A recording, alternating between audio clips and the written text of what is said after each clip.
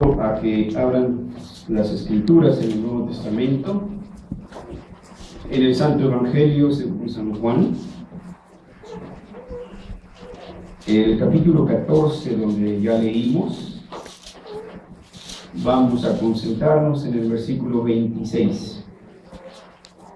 San Juan 14, 26. Y si ya lo tenemos, vamos a hacer la lectura todos en concierto. Dice la Escritura así: todos.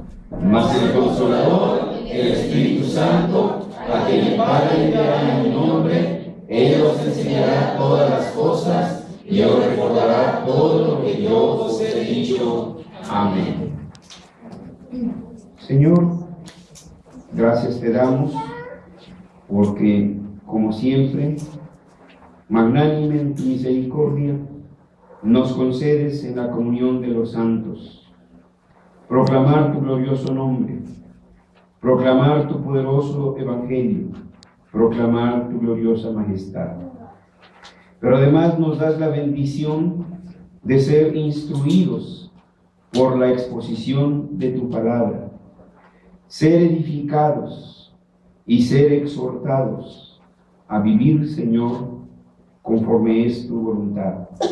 Pero además, a través de tu palabra, somos consolados, llegando al conocimiento de tu presencia real, de tu protección real, de tu cuidado real. Dios y Padre nuestro, también nos concedes el gozo de ver el rostro de cada uno de nuestros hermanos y hermanas y estrechar su diestra, y la oportunidad que nos concedes de decirle cuánto te amo en Cristo. Gracias seas, amado Señor. Queremos rogarte ahora que tu palabra, Señor, sea indeleblemente sellada en nuestros corazones con el poder de tu Espíritu Santo. Que nos conceda, Señor, oportunidades para que esto que ahora escuchemos, como dijo nuestro Señor, lo proclamemos por las azoteas, lo proclamemos por las calles y en cada oportunidad que nos los concedes. Primeramente con nuestros familiares, quienes no están ahora con nosotros, pero también, Señor, con nuestros vecinos, y cuánta oportunidad nos concedas. En el nombre de Jesucristo, tu Hijo, oramos. Amén. Amén. Hoy, hermanos, como hemos venido anunciando, como iglesia cristiana, como iglesia presbiteriana, celebramos la fecha que llamamos Pentecostés. Como ustedes han notado, en el título dice Pentecostés, promesa cumplida. Hay muchas cosas que hablar al respecto, desde el significado de la palabra, el origen y otras tantas cosas. Pero realmente lo que queremos hoy concentrarnos es en el cumplimiento de esa promesa, como acabamos de leer. El Consolador, y como explica nuestro Señor Jesucristo, el Espíritu Santo. Aquí la palabra que usa es el Paracleto, y no solo es abogado, no solo es consolador, sino también abogado. Y yo creo que algunos de nosotros tenemos una idea de lo que esto significa y por qué a un abogado también se le dice Paracleto. Cuando usted está detenido por cualquier razón, y esperemos que sea usted inocente, hermano, y que no sabe lo que vendrá, y usted tiene un abogado de confianza y lo llama, y en cuanto se parece allí al ministerio público, hermano, como que descansa, ¿verdad? Y no solo hace ese consuelo que lleva ahí, sino que además nos está instruyendo, nos está dirigiendo cómo manejar el asunto, cómo ir. Bueno, esta es una de las tareas del Espíritu Santo. Y nuestro maestro me dejó muy bien claro: a quien el Padre enviará en mi nombre. Esto indica el vicariato de nuestro Señor Jesucristo. Eso es lo que quiere decir vicario, el representante de Cristo, el que viene en lugar de Cristo, el que viene en el nombre de Cristo. Y luego menciona otra de sus tareas. Él os enseñará todas las cosas. El Espíritu Santo usa la palabra para irnos instruyendo día con día. Pero además, como olvidadizos que somos, el Espíritu Santo se encarga de estarnos recordando cada una de las cosas que el Señor nos ha instruido en su palabra. Esta venida del Espíritu Santo se cumplió en esa fiesta que los judíos llegaron a llamar Pentecostés, pero que no es su nombre original. Pentecostés en sí es una fiesta judía, no cristiana.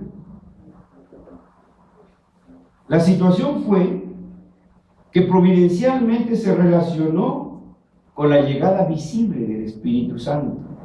No es que el Espíritu Santo no existía o que estaba allá en la eternidad viendo cómo sucedían las cosas. El Espíritu Santo siempre ha estado activo dentro del mundo de Dios, del Teatrum Dei. Pero fue de esta manera que hizo su arribo, de una manera que no quedaran dudas que había llegado. Como esta fue la fecha en que Dios hizo visible la presencia del Espíritu Santo en su iglesia, los cristianos la celebran, pero no en los términos judíos, sino en cuanto al cumplimiento de la promesa de nuestro Señor Jesucristo, que Él prometió y cumplió.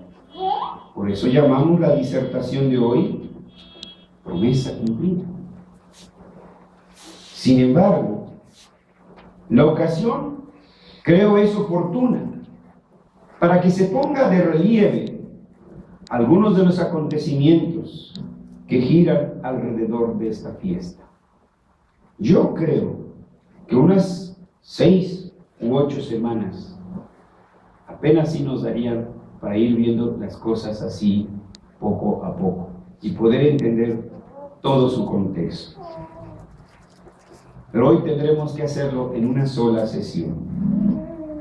Aunque de manera sucinta, queremos entonces llegar al significado esencial de Pentecostés. Por ello, primeramente vamos a analizar este acontecimiento en su sentido escritural, según lo da el Antiguo Testamento. Enseguida, llegaremos al testimonio del periodo llamado intertestamentario, es decir, ese periodo de por casi 400 años, en el cual guardó silencio y no envió profeta. ¿Qué pasó ahí? Y finalmente, llegaremos al periodo, al llamado Pentecostés en el Nuevo Testamento. El Pentecostés en el Antiguo Testamento, ¿qué era? ¿Cómo era? Dios le había dado a su pueblo una serie de festividades que celebrar. Unos en familia, otros en el templo, y fueron varios. Pero de entre todos estos, mencionó 3 fiestas importantes, a las cuales ningún judío podía faltar. Disperso por donde se encontrara, los judíos tenían que acudir a Jerusalén para celebrar esas fiestas.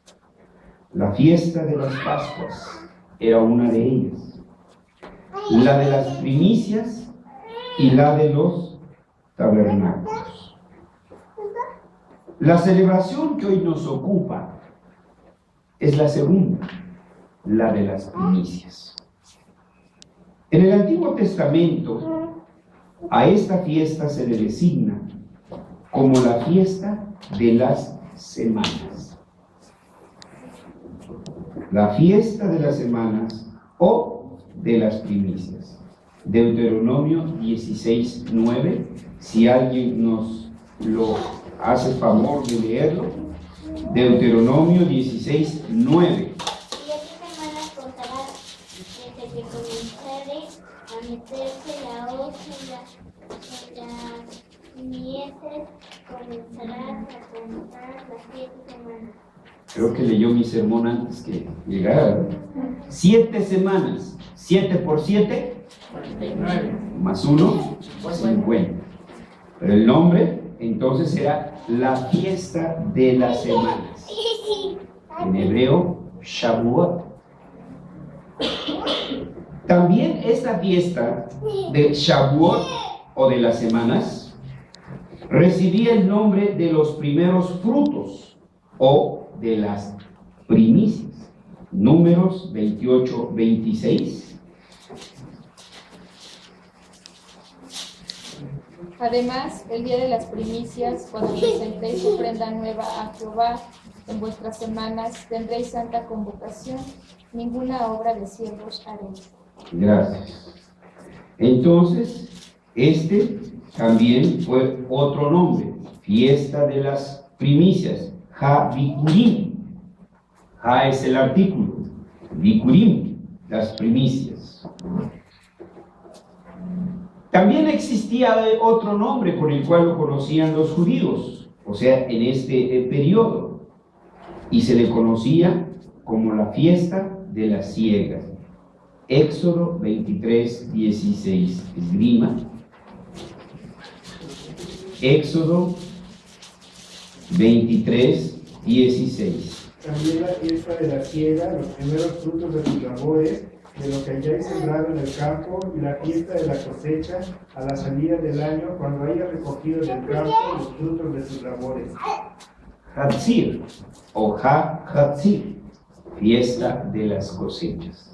Entonces, básicamente, recibía 3 nombres: las semanas, las primicias y de la siega o de la cosecha. Los judíos en su lenguaje lo conocían como Ha-Shavuot o de las semanas. También lo conocían como Ha-Bikurim o Ha-Bikurim. Ha es fiesta, Ha es el artículo, Bikurim era la fiesta de los primeros frutos. Y también Ha, que es fiesta, Ha-Katzir, o fiesta de las siegas o de la cosecha. La celebración consistía en un descanso nacional. No era regional, no era local, era nacional. Y de mucha algarabía. Esta fiesta significaba para los judíos Día de Acción de Gracias. Era una manera de reconocer que todo su sustento venía de Dios. El pueblo de Israel daba gracias a Dios por la cosecha que había obtenido y la reconocía como una bendición que vendía de Jehová. Lo reconocían como una bendición que Dios había dado al trabajo de su pueblo. Esta fiesta era algo así como la actual fiesta de Acción de Gracias en los Estados Unidos de Norteamérica, como la celebraban los pioneros, los primeros que llegaron a América del Norte.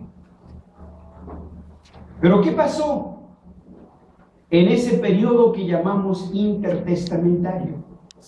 Después del último profeta Malaquías, hasta que apareció Juan el Bautista, que fue un periodo de casi 400 años. El uso del término Pentecostés, como ahora se le conoce, cristianamente se empezó a usar a partir del siglo IV antes de Cristo. Pero no es porque se les ocurriera, porque también en las Escrituras, en Hecho, en el Nuevo Testamento, en el griego koiné, menciona la palabra literalmente Pentecostés. Pero lo que nos interesa aquí era los usos que se le daban a esta palabra. Esta palabra Pentecostés primeramente fue usada para designar el tributo que había que pagar al Estado por los bienes poseídos. Como hoy tenemos impuesto predial, tenencia de carros, etcétera, etcétera. Entonces yo creo que en todo eso a lo mejor sumaba el 50%, ¿verdad? Por eso le llamaban Pentecostés. En Atenas existía un tributo que se le tenía que pagar al Estado por el concepto de mercancías importadas y exportadas. No sé si eso sería el equivalente al IVA. Este tributo recibía el nombre de Pentecostos y su significado era derecho de aduana. Con el tiempo este término se empezó a usar para designar los 50 días que transcurrían desde la Pascua hasta la celebración del Shavuot. Lo que pasó aquí entonces fue que el pueblo judío se helenizó, como hoy nos americanizamos. Ya decimos ok, ya decimos hi y cosas por el estilo. Entonces lo que sucedió es que los judíos desplazaron el nombre dado por Dios en el Antiguo Testamento. Se les hacía más en lugar de decir Shavuot o decir Yom Hamishim, se les hacía más fácil decir Pentecostés. El Antiguo Testamento, repito, mencionaba este festival como Hashavuot, o de las semanas, o Yom, que es día, Hamishim, los 50. Y finalmente se quedó con Pentecostés. Pero es bastante interesante que si usted consulta la literatura judía actual, ellos no le llaman a esta fecha Pentecostés, solo los cristianos. A pesar de que en este tiempo, en el tiempo que llegó nuestro Señor Jesucristo, le llamaban Pentecostés, pero recuperaron el nombre antiguo. Y en la actualidad, los judíos usan los términos bíblicos para referirse a esta festividad. Hag, que es fiesta, Hashavuot, fiesta de las semanas. Hag, repito, que es fiesta, Habikurim, fiesta de los primeros frutos. O se refieren a ella como Hag, que es fiesta, Hakatzim, fiesta de las cosechas. Los judíos modernos, además de Shavuot, celebran en estos días. Hoy ellos están celebrando, no, mejor dicho, antes esto fue como por el miércoles, porque ellos llevan, acuérdense, llevan su propio calendario. Entonces ellos celebraron Hag Matan Torah. Hag, que es que ya se me olvidó. Fiesta, muy bien, todavía no se me duermen todos. Ya tengo la mitad de la audiencia dormida, pero todavía la otra mitad está haciendo esfuerzo, está luchando por no dormirse. Hag, fiesta, Matan Torah, fiesta de la entrega de la ley. Ellos hacen la cuenta de que fue en el Shavuot cuando la Torah o la ley se le entregó al pueblo de Israel al pie de la montaña del Sinaí. Pues no hay que olvidar que después de celebrar la primera Pascua en Egipto, salieron por el desierto hasta llegar al Sinaí, y en ese lugar fue donde el Señor les entregó la tabla de los 10 mandamientos. Este tiempo de salida de Egipto al Sinaí se recorrió en un periodo de 50 días. Por eso, los judíos para celebrar esta fiesta que hemos mencionado, Hag Matan Torah, acostumbran celebrar este acontecimiento con una velada, no de oración como nosotros lo hacemos, o lo hacíamos mejor dicho, sino una velada de lectura de la Torah. Toda la noche se la pasan leyendo la ley. También esta es una ocasión para que los niños judíos hagan la confirmación de su fe, lo que nosotros hoy llamamos profesión de fe de nuestros niños, en una edad aproximada que fluctúa entre los 10 y los 12 años. Esa es la perspectiva judía. HaShavuot. Ese era el Shavuot. Esa es la festividad judía. Fue en este periodo, fue en este tiempo, cuando los judíos, por eso dice Hechos, había partos, había medos y otros tantos, porque venían de todas estas regiones. Habían ya olvidado algunos de ellos su propio idioma. Hablaban el idioma regional donde se encontraban asentados. Y habían venido de estos distintos lugares a Jerusalén, porque mandato de Dios había de celebrar el Shavuot en Jerusalén. En el Nuevo Testamento, nótese, solamente aparece 3 veces la palabra Pentecostés. Chequen y luego en sus lecturas lo confirman. Solo aparece 3 veces. 2 de ellas son citadas por Lucas. Hechos 2:1. Amén. ¿Quién dijo? Cuando llegó el día de Pentecostés, estaban todos unánimes juntos. Que es lo que ahí vemos que sucedió. Hechos 20:16. Porque Pablo se había propuesto pasar de largo a Éfeso, para no detenerse en Asia, pues se apresuraba por estar el día de Pentecostés, si le fuese posible, en Jerusalén. Quería ir. Entonces son palabras del evangelista Lucas.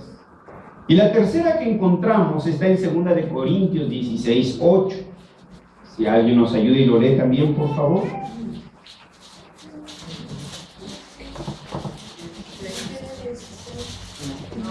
No, 2 de Corintios. Entonces 1 de Corintios. ¿Sí? Se equivocó la computadora. Ay, esta computadora. Pero estaré en Éfeso hasta Pentecostés. Ah, gracias. Ese fue. Se equivocó la computadora, hermanos. No confíen mucho en ellas. Chequen, Otra vez, por favor. Pero estaré en Éfeso hasta Pentecostés. Está otra vez mencionando. Entonces, encontramos en el Nuevo Testamento 3 veces solamente mencionada la palabra Pentecostés. Y en el Antiguo Testamento solo hay una sola vez.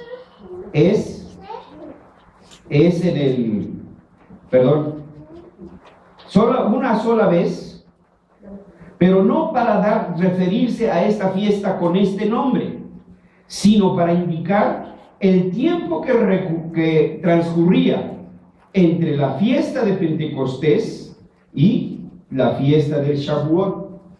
Y encontramos ahí en Levítico 23:15 que dice Yom Hamishim.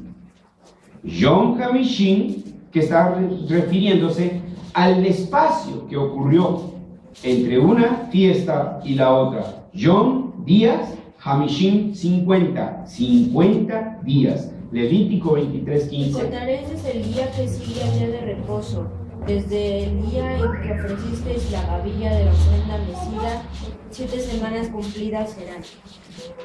Ahí en esa parte, la palabra que usa es Yom Hamishim. Entonces encontramos, ¿cuántas veces existe la palabra Pentecostés en toda la Escritura?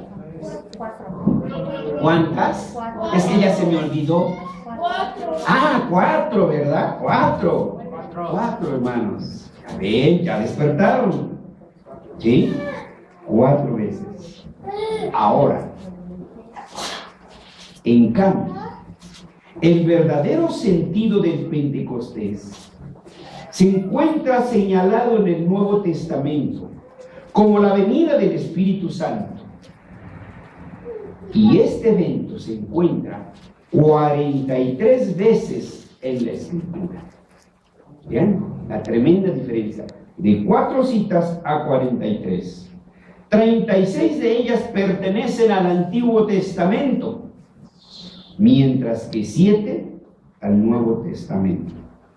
Entonces, hermanos, la importancia no radica en la fiesta judía, no radica en Pentecostés, sino en el advenimiento del Espíritu Santo, en aquella promesa que el Señor le hizo a sus discípulos, promesa que les cumplió.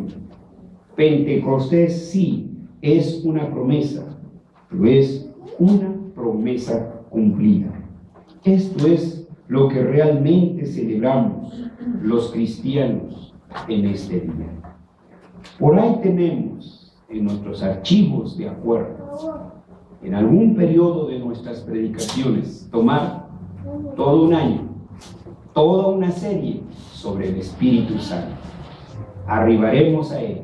Algún día el Señor nos lo permitirá. Por consiguiente, los reformados afirmamos que la llamada fiesta de Pentecostés, la cual se menciona en Hechos 2, versículos del 1 al 13, no señala hacia la fiesta judía de las cosechas, el Shavuot. Tampoco es un indicio para que los cristianos celebremos la fiesta de las primicias. Este pasaje tampoco señala hacia la doctrina de hablar en lenguas. No hay mandamiento, no existe tal.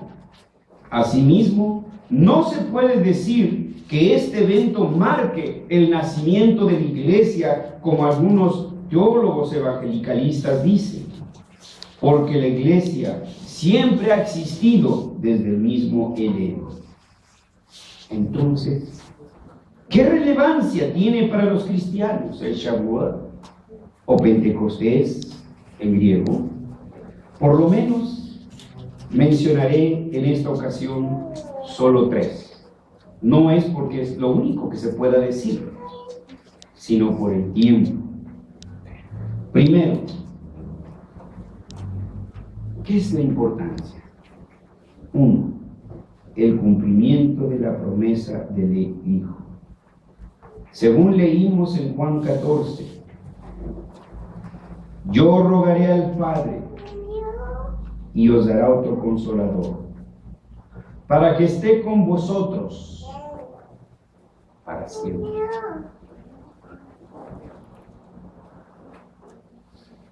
Para siempre. Eso es muy importante, hermanos. Para siempre. ¿Y menciona quién? El Espíritu de verdad. El Consolador es el Espíritu de verdad. En otra parte de ese mismo capítulo, el Señor explica, mas el Consolador, que fue el versículo que leímos al inicio, el Espíritu Santo, explicando ahí quién es el Consolador, a quien el Padre enviará en mi nombre, Él os enseñará todas las cosas. Ahí está su primera tarea del Espíritu Santo. Enseñarnos y recordarnos todo lo que Jesús hizo y dijo, para que nosotros siempre lo tengamos presente. Esa es obra del Espíritu Santo. No es de una memoria esplendorosa que tengamos. En segundo lugar, el advenimiento del Espíritu Santo fue visible. No porque el Espíritu Santo, como hace un momento lo mencioné, apenas acabara de llegar. Él siempre había actuado, siempre había obrado en el pueblo del Señor. Fue en esta ocasión cuando se hizo visible. Acuérdense que los discípulos estaban siendo perseguidos, tenían que estar escondidos. Fue visible para que no quedara lugar a dudas, para confirmar y alentar a los discípulos. Dice la Escritura en Hechos 2, que lenguas de fuego, como ustedes pueden ver en esa ilustración, como pretendimos hacerlo aquí en esta parte, lenguas de fuego se posaron sobre los discípulos. Era una manera visible de decir, llegué, he aquí la promesa. Y hablaron en otras lenguas, dice el libro de los Hechos. Pero estas lenguas no eran balbuceos, no eran sonidos guturales, no eran gruñidos de oso o de hipopótamo. Bueno, no sé, no, ellos no gruñen, ¿verdad? No, eran auténticos idiomas extranjeros. Eran lenguas de otros países que podían ser claramente entendidas, pero esto fue un hecho único e irrepetible. Nótelo, hermanos. No se volvió a repetir. No escuchamos que en las otras iglesias se hablaba. Por el contrario, fue motivo de disputas. Tan es así que Pablo los tuvo que regañar. Y les dijo, miren, yo les muestro otra cosa más excelente. El amor. Y les habló del ágape. Les habló del amor. Si Dios hubiera querido que habláramos en lenguas, o digo ese tipo de balbuceos, ese tipo de dislalias, lo hubiera dejado claramente, explícito. Como dice que hemos de arrepentirnos, como dice que no pequemos, como dice que vivamos en santidad. Pero del hecho de las lenguas no lo dice. Tómese en cuenta que el maestro habló de la obra del Espíritu Santo como una acción misteriosa y silenciosa en el corazón del hombre. Así se lo dijo a Nicodemo, como el viento, dice. No lo podemos tocar, no lo podemos agarrar, pero sabemos que ahí está el viento, porque se pasea, porque acaricia nuestro rostro, lo sentimos en nuestro cuerpo, ¿o no? ¿Qué sentiríamos ahorita que no estamos aquí como Daniel, ¿no? En el horno. Ahorita una ráfaga así de vientecito fresco de brisa, se metiera todo por aquí, ¿no? Pues qué rico, ¿verdad? No lo vemos, pero ahí está presente. Entonces, son cosas que debemos de tener muy presentes. Y tercero, hay otra cosa muy importante, el hecho de la llegada del Espíritu Santo. Sí, hermano. Es necesario que lo recordemos, que el Espíritu Santo vino a ser morada permanente en medio de su iglesia, y en medio y en el corazón de cada uno de sus hijos redimidos. Recordémonos, el Espíritu Santo va donde nosotros vamos, está donde nosotros estamos. ¿O ignoráis, dice el apóstol Pablo, que no sois vuestros, que sois templos del Espíritu Santo? Nuestras hermanas de Aquetzal, si han creído en Cristo, el Espíritu vive en ustedes, está en ustedes. No lo ven, no lo sienten porque esto es algo silencioso y misterioso. Es un milagro de Dios. Pero yo le aseguro que su esposo y sus hijos, tu hermano, lo han percibido ya. ¿Qué pasará con estas mujeres? No son diferentes, algo hay allí. Porque el Espíritu Santo está haciendo la obra en nuestros hijos. Que el Espíritu está en Samara, sí. En Iker, aunque está dormido, pero aún tiene el Espíritu Santo. ¿Sí? Esa es una realidad presente. Cada uno de nosotros vive y ahí está permanentemente. Hacia este hecho apunta una de las estrofas del himno que dice: me hirió el pecado, Pero la última estrofa dice, aunque Él se fue, conmigo está el gran Consolador. Por Él entrada tengo ya, porque es el Espíritu Santo quien nos instruye, quien nos redarguye y nos lleva al convencimiento de pecado y nos lleva a los pies de Cristo. Por Él entrada ya tengo al reino del Señor. Así que, para concluir, yo los convoco, yo los exhorto, presbiterianos, cristianos reformados, iglesia reformacional, celebremos, sí, celebremos el Pentecostés como una verdadera y auténtica fiesta cristiana, pero debemos de hacerlo en su sentido principal, en su sentido escritural, es decir, que lo que nosotros celebramos es el advenimiento del Espíritu Santo, el cumplimiento de una preciosa promesa cumplida, y aunque no esté firmada por notario. Y este es un día para nosotros, un día de acción de gracias al Señor, porque por la morada del Espíritu Santo en su corazón, usted no ha hecho muchas cosas y usted no ha caído tan bajo como hubiera querido caer. Porque Dios tuvo misericordia de usted y por el poder del Espíritu Santo redarguyó su corazón y le dijo, ¿dónde vas? Y lo paró en seco. Porque usted es hijo de Dios y un hijo del pacto no se puede perder. Nosotros debemos de dar gracias con un corazón henchido, porque el Espíritu Santo es un don de Dios que se lo dio a su iglesia. Vive y mora en medio de su iglesia.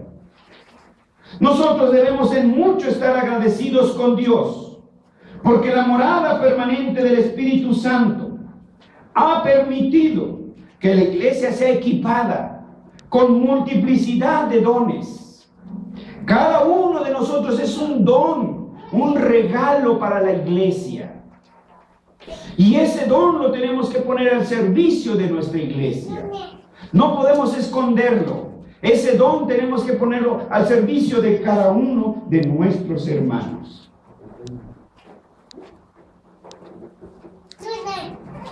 Nosotros hemos sido revestidos con el don del Espíritu Santo como iglesia para el fiel cumplimiento de la proclamación del poderoso Evangelio de nuestro Señor Jesucristo. No se trata de técnicas, ni se trata de invitar evangelistas que vengan aquí a manipular los sentimientos de la gente y obligarlos a que pasen al altar y se arrodillen. No, basta el poder de la palabra y el poder del Espíritu Santo y no hay más. No se trata de técnicas de evangelismo, hermanos, ni de hombres ungidos. Será de ego, digo de ese gel que llaman, no ego, pero no ungidos del Espíritu Santo. Pero hay otra cosa muy importante, hermanos. Quiero que lo tengan presente. Niños, jóvenes, mujeres y varones. La iglesia, la raza redimida, ha sido dotada del Espíritu Santo para tener el poder de proclamar y de expandir el reino de Dios en cada una de las esferas donde el Señor nos ha colocado. Así que, hermanos, recordemos, el Espíritu Santo consuela, no estamos solos. El Espíritu Santo dirige, nos ayuda en nuestras decisiones, nos instruye y además es el Espíritu quien mueve a la iglesia de Jesucristo. Amén y amén. Vamos a orar. Señor, gracias por el regalo que le has dado a tu iglesia, por los dones con que la has adornado, en cada mujer virtuosa, en cada joven y en cada adolescente. Aún los viejos no pueden decir que son inútiles en la iglesia del Señor. Todos, Señor, has revestido del poder de tu Espíritu para el embellecimiento de tu iglesia. Gracias porque tu iglesia ha mantenido, tu Espíritu Santo ha mantenido a esta iglesia y la ha sostenido, Padre Santo. Y porque tu Espíritu Santo ha movido a hombres y mujeres, no solo para proclamar el Evangelio en su sentido restringido, sino el poder del reino de Dios, expandiéndolo a otras esferas. Señor, gracias. No tenemos otra palabra, no las encontramos para decir. Bendito seas, Señor, y gracias por tu Espíritu Santo. Amén. Amén.